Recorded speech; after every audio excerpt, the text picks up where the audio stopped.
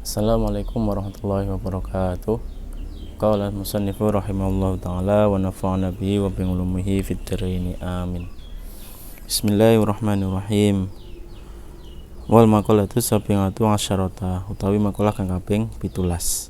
Kila den dawuhaken as'adan nasi utawi luweh bahagiane manungsa iku man wong lahu kademan apa qalbun alimun ati kang ngerti. Bi annallaha ta'ala kelawan sedune Allah ta'ala iku mahu sartane man fi ayyi mawadhi ing dalem endi-endi panggonan wa badanun lan jiwa raga sabirun kang sabar ngalatongate ngatasé nglakoni taat wa marosin lan sabar ninggal nanggung bilahi wa qanaatulan rimo ayat tegese ridho bima kelawan barang fil yadi ing dalam tangane min kismatillahi ta'ala kelawan pandume Allah ta'ala wasukunil qalbi lan antenge ati ngindang ngadamul maklufati ing atase ora anane perkara kang den senengi. Jadi pada maqalah ke-17 ini disebutkan bahwa orang yang paling bahagia adalah orang yang pertama yang memiliki hati yang tenang, hati yang bi anallahu ta'ala mahu, orang yang yakin bahwa Allah itu senantiasa bersamanya dimanapun berada. Jadi qalbun alimun bi anallahu ta'ala mangahu fi ayyi mawadhi. Jadi ada 3 orang yang paling bahagia, yaitu yang pertama man lahu qalbun alimun. Jadi orang yang mengetahui bahwa Allah itu senantiasa bersamanya dimanapun berada. Artinya apa? Artinya dia senantiasa bersyukur, senantiasa ingat kepada Allah, senantiasa menjalankan perintah-perintah Allah dan juga menjauhi larangan Allah. Orang yang artinya mengetahui dimanapun berada itu selalu Allah itu bersamanya ataupun diawasi oleh Allah, maka dia itu akan imannya itu akan kuat. Dalam kutip, kadang iman itu kan ada yang naik, ada yang turun. Jadi bisa jadi orang yang senantiasa disebutkan di sini qalbun alimun ini hatinya itu tenang, jadi stagnan, imannya itu tenang. Misalnya turun pun itu tidak langsung ke jurang misalnya, jadi masih mungkin nyantol di pohon ataupun di apa. Jadi ketika imannya itu sedang turun itu dia segera bisa untuk bangkit kembali. Yang kedua adalah orang yang paling bahagia itu wabadanun sobirun. Jadi orang yang memiliki badan ataupun jiwa raga maksudnya di sini itu yang sabar. Sabar dalam hal apa? Ngalatongatin wal marozi. Jadi sabar dalam melakukan taat kepada Allah.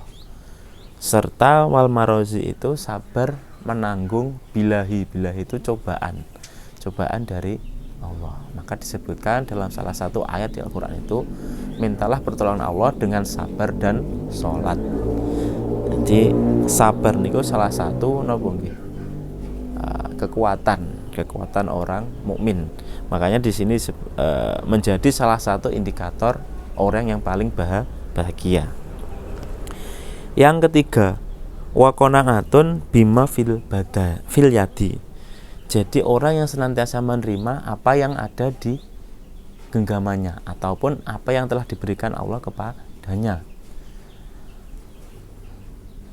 Meskipun dia itu tidak memiliki hal-hal yang diinginkannya itu belum terkabul ataupun belum diberikan oleh Allah, dia selalu ridho kepada Allah, dia selalu bersyukur kepada Allah. Misalnya aslinya dia itu menginginkan motor NMAX misalnya, wah ya Allah paring jenengan paring NMAX, oh dilala yang turun iku napa? Honda Beat, Honda Scoopy. Tapi dia sudah bersyukur dengan pemberian Allah. Toh juga antara NMAX, antara Scoopy itu fungsinya juga sama untuk berkendara, untuk memudahkan aksesibilitas ataupun perpindahannya.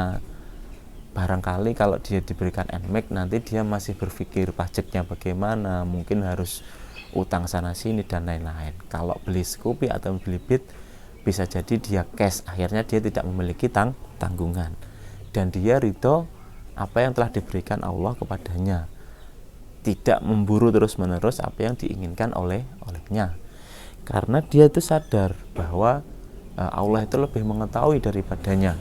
Allah lebih mengetahui apa yang kita butuhkan, apa yang pas untuk kita, daripada sekedar keinginan kita. Jadi saya ulangi, intinya dari makalah ke-17 itu ada suatu kisah, ada suatu pernah disebutkan bahwa ada 3 indikator orang paling bahagia.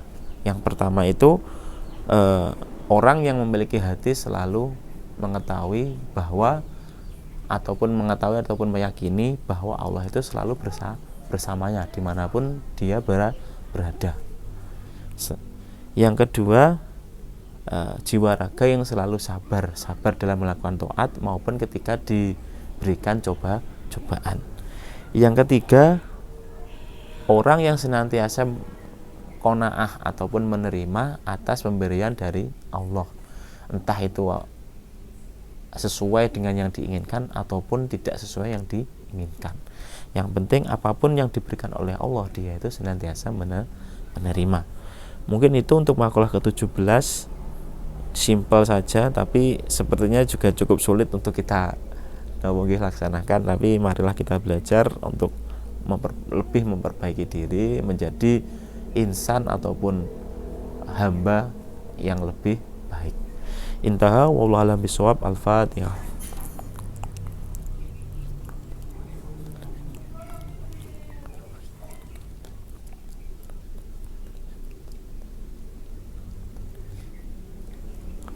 Akhiran, wassalamualaikum warahmatullahi wabarakatuh.